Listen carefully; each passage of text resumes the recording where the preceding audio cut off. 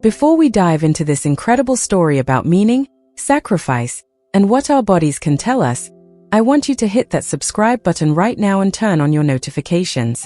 What you're about to hear is a Navy SEAL's explanation of why he has tattoos covering nearly every inch of his body, and the answer is so powerful that it left an entire room in tears. So make sure you're subscribed so you don't miss stories like this that remind us what real courage looks like. Now, let's begin. Commander David Rivers sat down in front of 200 business leaders at a corporate conference. He was decorated, muscular, intimidating, and covered in tattoos. From his neck to his wrists to his legs, every visible inch of his skin told a story. A young CEO in the audience leaned over to his friend and asked loudly enough for others to hear, "Why so many tattoos?" The room got quiet. Everyone was wondering the same thing. And then David opened his mouth to answer. And what he said made the entire room go silent. Some people started crying.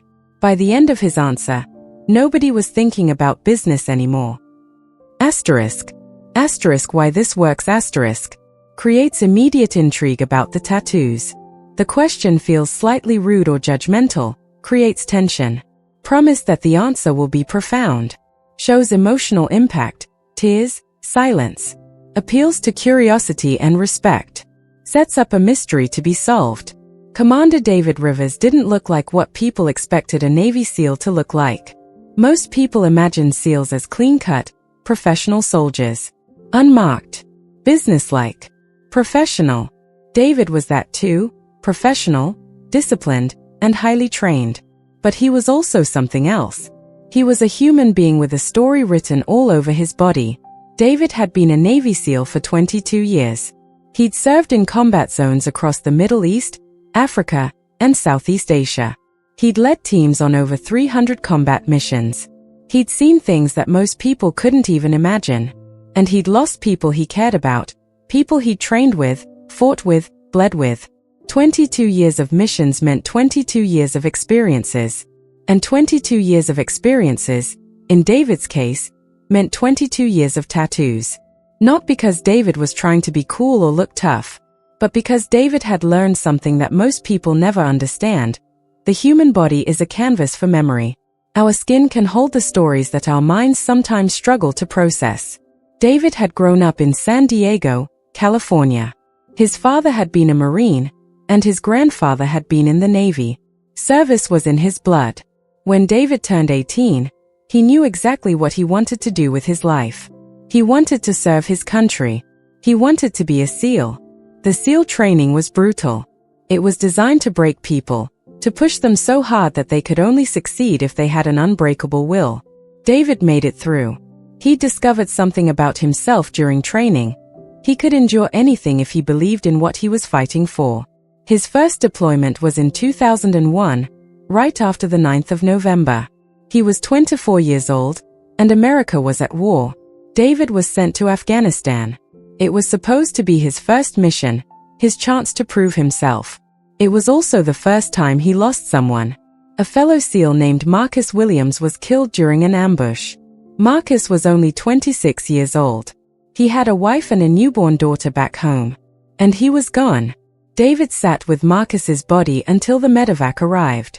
He sat there for hours, holding his friend, unable to do anything except bear witness to the fact that Marcus wouldn't be going home. That night, in a military hospital in Germany, David got his first tattoo. It was Marcus's name and the date he died. David had it inscribed on his chest, directly over his heart. "So he'll always be with me," David told the tattoo artist. That was the beginning. Over the next 20 years, David got a tattoo for every person he lost in combat. Every brother, every friend, every soldier who didn't make it home. Some of the tattoos were elaborate, scenes from battles, or symbols that represented specific moments. Others were simple, just a name and a date. Some were on his arms. Some were on his chest. Some were on his legs, hidden under his uniform. By the time David had been a SEAL for 2 decades, his entire body was covered with these memorials. David had 63 tattoos. 63 names. 63 people he'd failed to save. Or at least, that's how David thought about it. In the military, Especially in special operations, there's an unspoken code. You protect your brothers. You bring everyone home. When you can't, when someone dies, it feels like a personal failure. David had carried that weight for 22 years. So when he was asked to speak at a corporate conference in Seattle, a speaking engagement about leadership and resilience, he almost said no. Public speaking wasn't his comfort zone. And he knew that his appearance would be a distraction. People would see the tattoos before they heard his message. But his commanding officer encouraged him to go. People need to hear from real leaders, his commanding officer said. Not politicians or business executives. Real people who've done real things. You've earned the right to be heard, David. So David bought a suit. A nice suit, because the conference organizers had asked him to dress professionally. But the suit had short sleeves, so his forearms would be visible. And his neck tattoos would be visible. And everyone would be able to see that this man, this Navy SEAL, was covered in ink. As David sat on stage waiting to be introduced, he could feel people staring at him. He could see the subtle judgments in their faces. They were wondering. They were judging. They were asking the unspoken question that he'd heard hundreds of times before. Why so many tattoos? And then, right on cue, a young CEO named Jason Mitchell asked it out loud. The question hung in the air like a challenge. Why so many tattoos? It seemed like such a simple question. But for David, it was the most profound question anyone could ask. Because the answer wasn't about vanity or toughness or trying to look intimidating.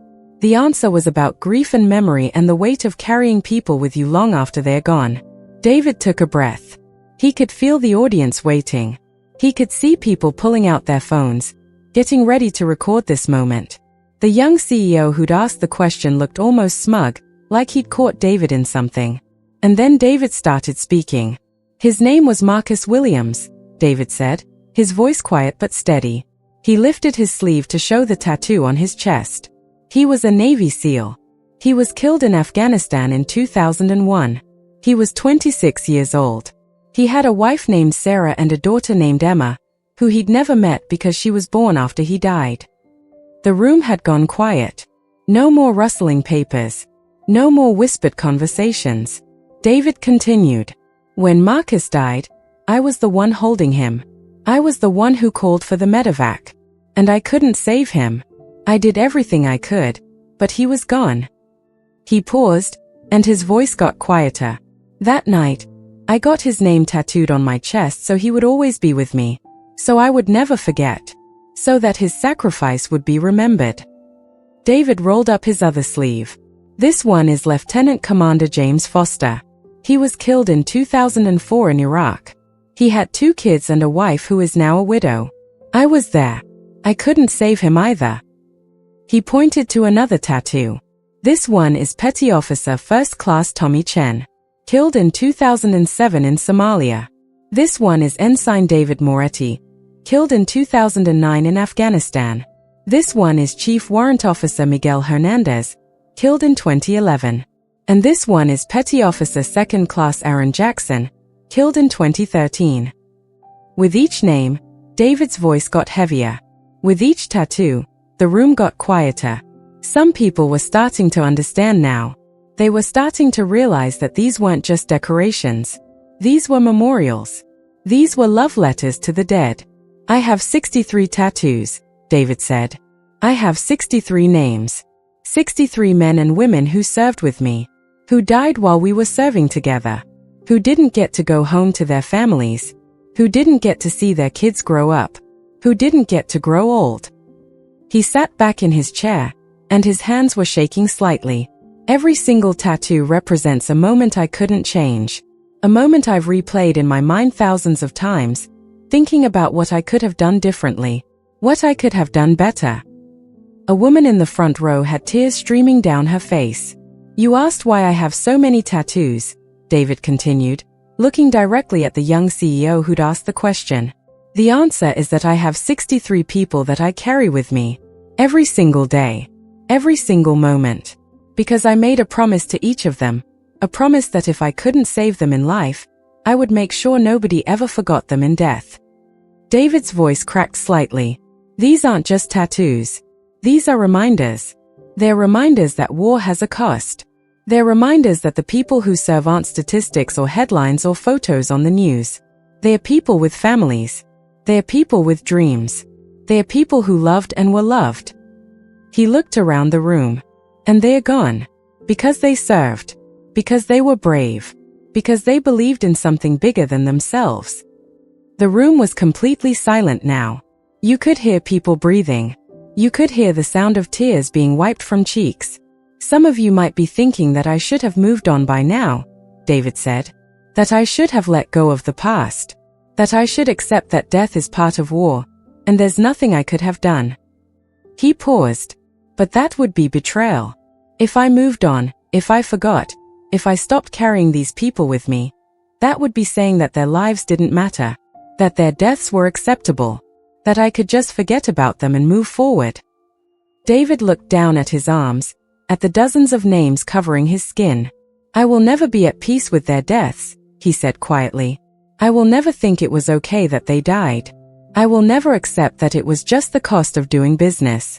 Because each of these people, each of these names, they didn't have to die.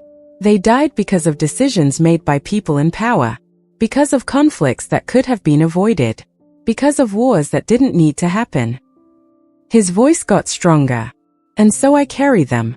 I carry them on my skin so that everyone who looks at me will have to ask questions. Will have to wonder. Will have to understand that these tattoos represent real human loss. He stood up. And when you ask me why I have so many tattoos, you're really asking me, how do you live with that kind of loss? How do you carry that kind of weight? How do you keep going when so many people didn't get to? David looked directly at the young CEO. The answer is, you don't keep going. Not really. You exist. You do your job. You show up for the people who are still alive. But part of you stays with them. Part of you is always there, holding their hand, making sure they're not forgotten. The room erupted, but not in applause. In sobs. People were crying openly. The young CEO who'd asked the question had his head in his hands. The woman in the front row was openly weeping. Grown men were wiping their eyes. It wasn't that anyone was sad. It was that everyone suddenly understood the weight that David was carrying. Everyone suddenly got it. After a few minutes, someone started applauding. Quietly at first, and then building. But it didn't feel like normal applause. It felt like respect. It felt like grief. It felt like acknowledgement of something sacred. After the speech ended, people lined up to talk to David. They didn't ask about business leadership anymore. They asked about the people he'd lost. They asked about his pain. They asked if there was anything they could do. The young CEO came up last. I'm sorry, he said. I shouldn't have asked that question. I was being disrespectful. David put his hand on the young man's shoulder. No, David said. I'm glad you asked. Because it gave me a chance to tell their stories. That's all I want. I want people to know their names. I want people to know that they existed. That they mattered. That speech changed things for David. He started getting speaking requests from all over the country. Universities asked him to speak. Military academies asked him to speak. Corporate conferences asked him to speak. But more importantly, he started connecting with the families of the people he'd lost. David had never really talked to the families. He'd attended some funerals, but he'd kept his distance. He felt like a failure. How could he face the wife of a man he couldn't save? How could he look the children in the eye? But after the speech, families started reaching out. Marcus Williams' daughter, Emma, who was now 22 years old, contacted David. She'd heard about his tattoo on her father's chest and wanted to talk to him. I never got to know my dad, Emma told David when they met for the first time. But knowing that you remember him, knowing that you carry him with you, it means something. It means his life mattered. David and Emma became close. He became a mentor to her. He helped her through college. He was there for her graduation. Then Tommy Chen's widow, Lisa, reached out. She was struggling financially and emotionally. David helped her find resources. He checked in on her regularly. He became part of the family. One by one, David connected with the families of the people he'd lost. And he discovered something. His grief, which he'd thought was his alone to bear, could be shared. The families wanted to know about their loved ones. They wanted to hear stories. They wanted to know that the people they'd lost were remembered. David started a foundation called Carry On, a non-profit organization dedicated to supporting the families of fallen service members. The foundation provides financial support, mental health services, and most importantly, community. It brings together families who are grieving together. Today, the Carry On Foundation helps over 3,000 families every year. And it all started because David got a tattoo on his chest to honor Marcus Williams. There are several lessons in David's story, and they're all important. The first lesson is about the cost of war. We often talk about war in abstract terms, as strategic decisions and geopolitical conflicts. But war is concrete. War is real. War is the death of real people with real families and real dreams. David's 63 tattoos represent 63 families that were changed forever. 63 children who grew up without a parent. 63 spouses who had to rebuild their lives alone. 63 people who couldn't graduate, couldn't get married, couldn't have kids, couldn't grow old. When we talk about going to war, we should be talking about that cost. We should be thinking about David's tattoos. The second lesson is about grief and how we carry it. David didn't pretend his grief went away. He didn't suppress it or move past it. He incorporated it into his identity. He made his grief visible so that others would understand it. This is revolutionary in a culture that tells us to move on and get over it and don't dwell on the past. David's approach is to dwell on it, to sit with it, to let it be part of who he is. And in doing that, he found a way to transform his grief into meaning. His pain became a way to honor people. His sorrow became a way to connect with families. His loss became a way to help others. The third lesson is about the power of speaking truth. When David answered that CEO's question, he was vulnerable. He was honest. He was willing to show his pain in front of strangers. In a business world that values confidence and strength and moving forward, that's an act of courage. It's saying, this is who I am. This is what I carry. And I'm not ashamed of it. And that vulnerability, that honesty, is what changed the room. That's what made people cry. That's what made people understand. The fourth lesson, and perhaps the most important, is about how we remember people.